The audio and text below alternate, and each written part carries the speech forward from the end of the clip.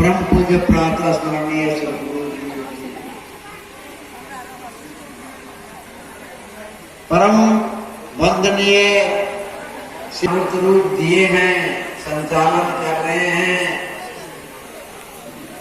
बलराम साहब जी जो इनकी कार्यकर्ता है और इस ज्ञान यज्ञ को अपने श्रम से, साधना से, तपस्या से मूर्त रूप देकर के फलित कर रहे हैं बलराम साहब जी। अयोध्या से पधारे विनय शरण साहब जी, गुरुमुख साहब जी, अन्य संत महात्मा गण और साध्वी मीरा जी, हीरा जी और अन्य साध्वी बहुत सारे गायक गायिका हैं और सत्संग पंडाल में उपस्थित देव एवं देवी। मानव जीवन बड़ा अनमोल है। बलराम साहब जी ने कहा कि हम इस जीवन को कैसे जिए।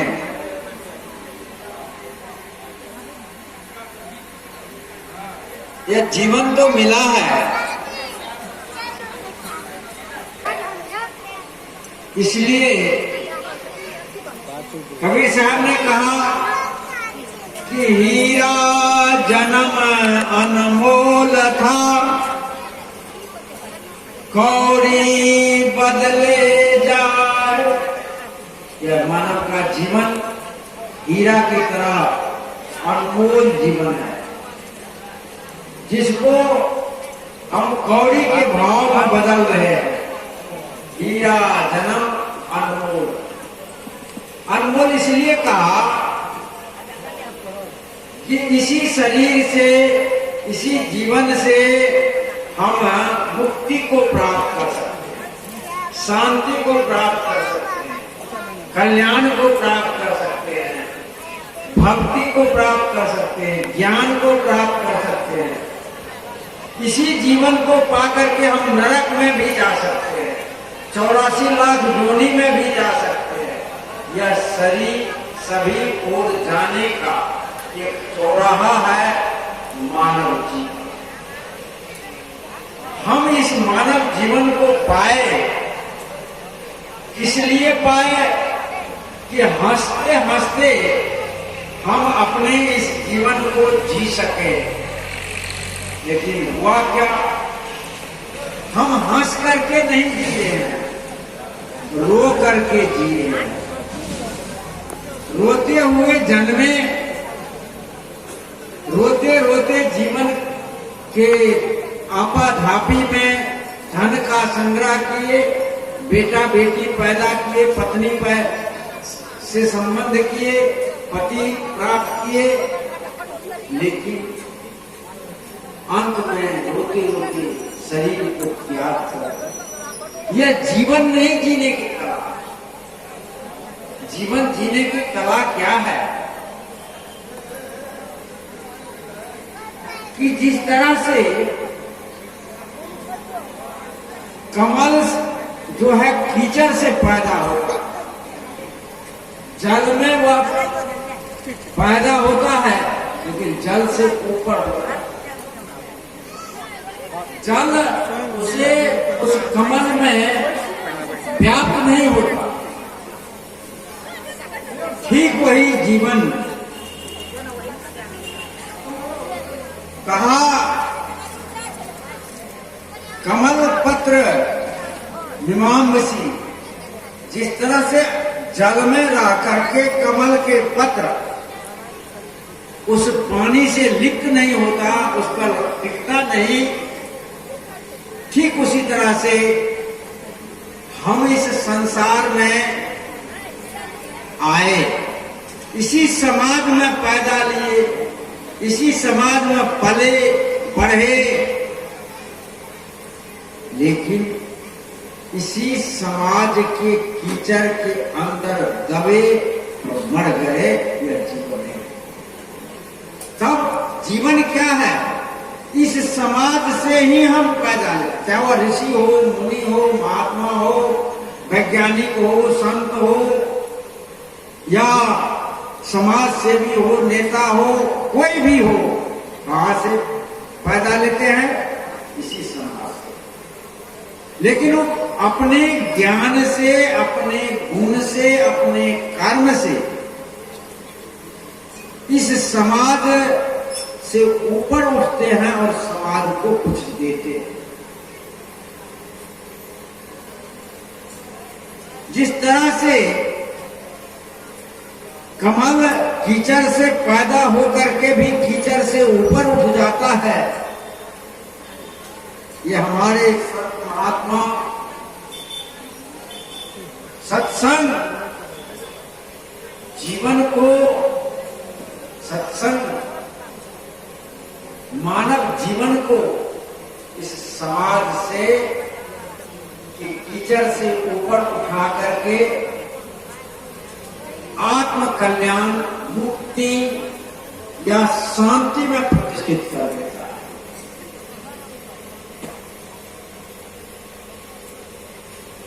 कबीर साहब ने कहा कि ये जो दुख है, दुख पूर्ण जीवन जो जीता है, यह दुख समाप्त कैसे हो? आप उस समाज से ऊपर उठ करके कमलवत कैसे हो जाएंगे?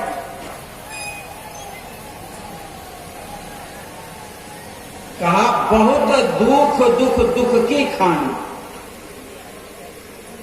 बहुत दुख दुख दुख की खानी, तब बची हो जब राम ही जाने, राम ही जान युक्ति जो चलई, अयुक्ति के भंडार। बहुत दुख, यह जीवन मिला अनंत दुख से भरा हुआ, हम और आप जी रहे हैं, और दुख दुख के खानी। क्यों?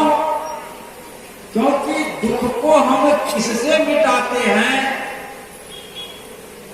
तो दुख से मिटाते हैं। एक दुख को समाप्त करने के लिए दूसरा दुख पैदा, तो क्या होता है? एक के बाद दो, दो के बाद तीन, तीन के बाद चार, दुख दुख आता है। ये दुख है क्या? संसार की प्राप्ति, संसार की प्राप्ति, और संसार में हमने सुख माना। सुख कहां माना? तो संसार में सुख माना, और संसार में सुख है नहीं। संसार में सुख है नहीं। संसार क्या? संस्थिति संसार, जिसमें परिवर्तन की क्रिया हो।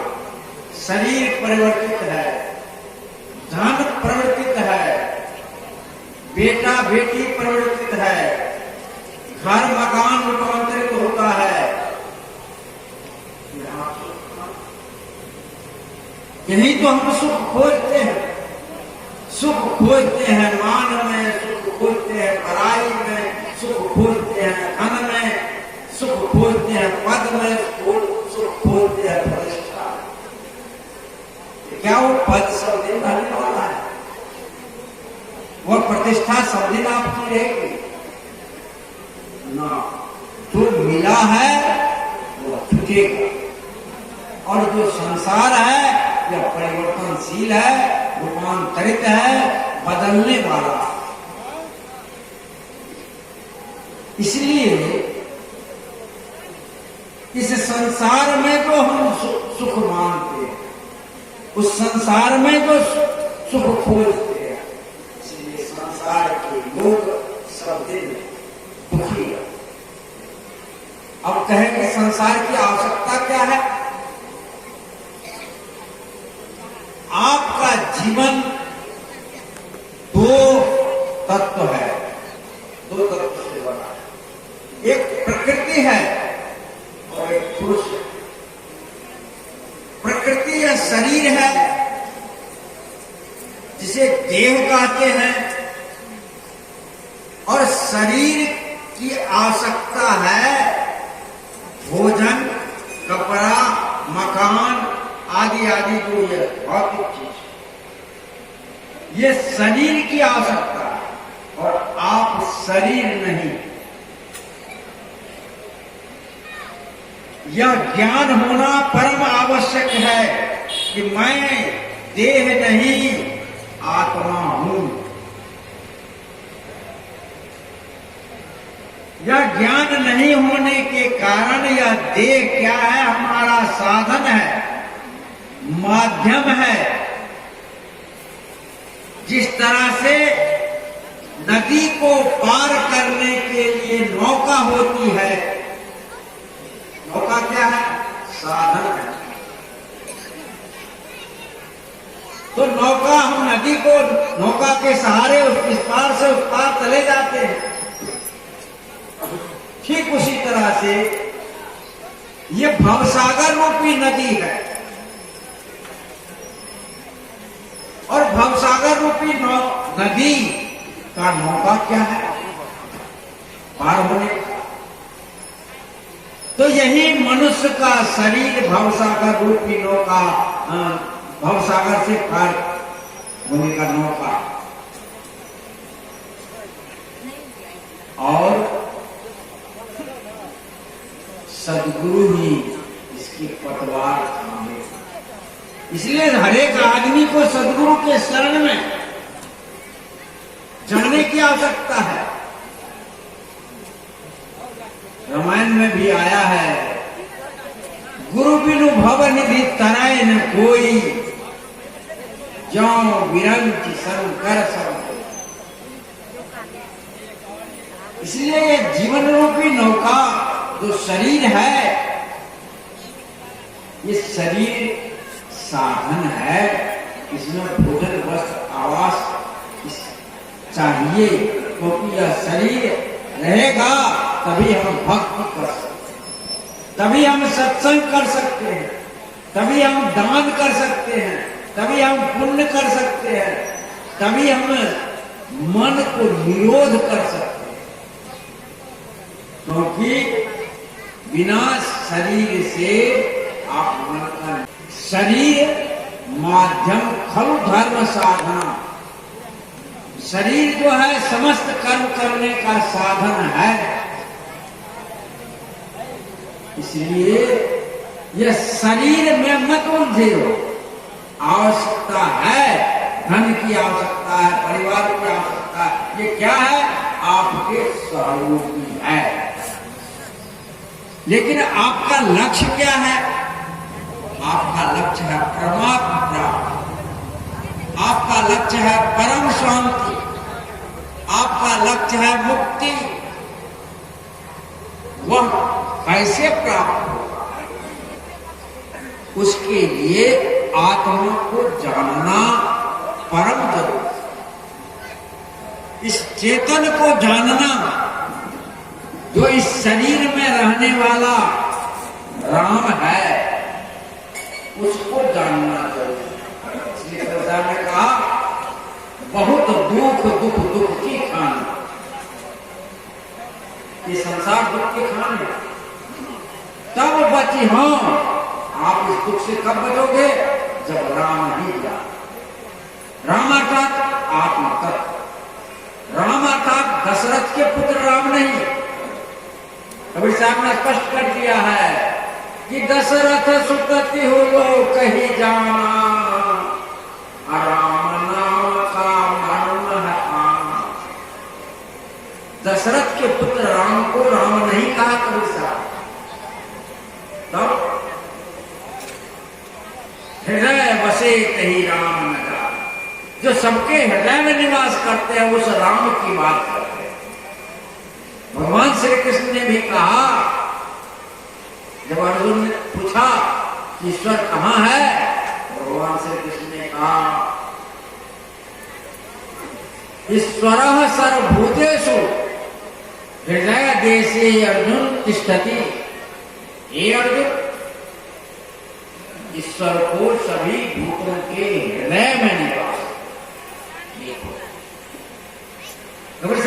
हृदय में जो राम बसता है, जो सबके हृदय में है, जिनकी उपस्थिति में आंख देखती है, कान सुनता है, नाक गंध लेती है, चमड़ी स्पर्श करती है, मन दौड़ता है, बुद्धि काम करती है, चित्त चिंतन करता है, अहंकार जो मैं हूं या अहंकार भी पैदा होता है, और उसको जमने, उसके जानने की बात, वहां पहुंचने की बात, ये सारा संसार छूट जाता है। तब आप निकाम में चले जाते हैं, तब आप निरक्षर में चले जाते हैं, क्योंकि वह हम उसको आत्मा का, आत्मा भी शब्द है, परमात्मा भी शब्द है, ईश्वर भी शब्द है, ब्रह्म भी शब्द है, सतनाम भी शब्द है। नाम जो है वह हम कोई भी संज्ञा से काटते हैं, वो उसका वाचक है, वाच्य नहीं। वाचक और वाच्य में अंतर होता है। राम शब्द राम का वाचक है, ब्रह्म शब्द ब्रह्म का वाचक है, इसलिए ब्रह्म नहीं है, राम नहीं है, इसलिए उसको जानने की आवश्यकता है। इसलिए तुलसी आपको कहना पड़ा, जहां बोल तहां अक्षर आया, जहां अक्षर तहां मन ही दिखाया। बोल अबोल एक होना चाहिए, जिनियह लखा को बिरला। वो बोल अबोल, किसको अबोल है? जो जिसको हम आत्मा कहते वो अबोल है, लेकिन आत्मा बोल है।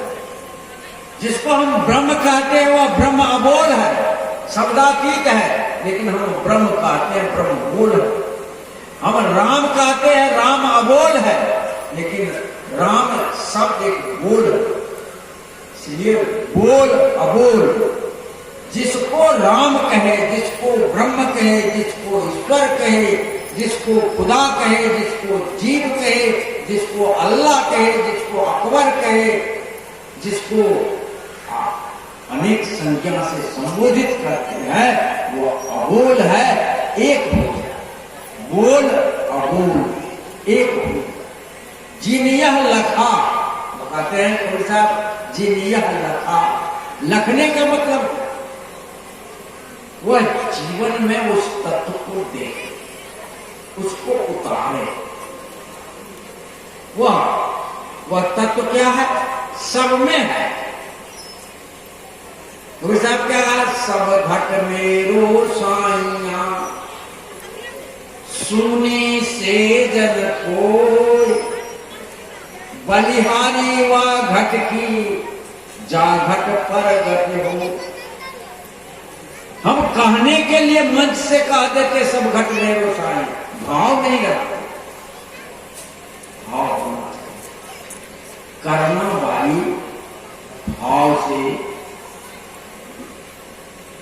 जो बच्चे आते थे उनके यहाँ, बोले खिचड़ी बनाती थी करना। तो खिचड़ी जब बनाती थी किसके लिए? भगवान के। भगवान कौन थे? तो छोटे छोटे बच्चे थे, आते थे कर्म वाइकन, सुबह उठ करके तो वो खिलाती थी। उसका भाव क्या था? सब बाल गोपाल को भगवान में, और उसकी चिंता रहती थी, सो जाते थे, उठते, ओहो भगवान आएंगे, सुबह खाएंगे। तो न चूल्हा में चौका देती थी, न बर्तन मजती थी, सिर्फ उसका सोता रहता था भगवान पर। इस भगवान पर वो बाल भगवान, और बाल भगवान पर आते वो खिचड़ी बनाई, और रोज भगवान के रूप में उसे खिचड़ी खिलाई। भगवान को खाते। कथा इस तरह से है कि एक दिन कर्माबाई को लेट हो गया, उसने खिचड़ी बनाने में भी विलंब हो गया। सभी बाल गोपाल आए खिचड़ी खाने के, और जब खिचड़ी खाने के लिए आए तो भगवान ही थे, भगवान के रूप में ही वो कर्मवाई पूर्ण करता। तो ज्यों ही खिचड़ी खा रहे हैं सब कोई, तो कहा जाता है कि जगन्नाथपुरी में जो खिचड़ी का भोग लगता वहां भी लगता था, तो तब तक मैं उसको भोग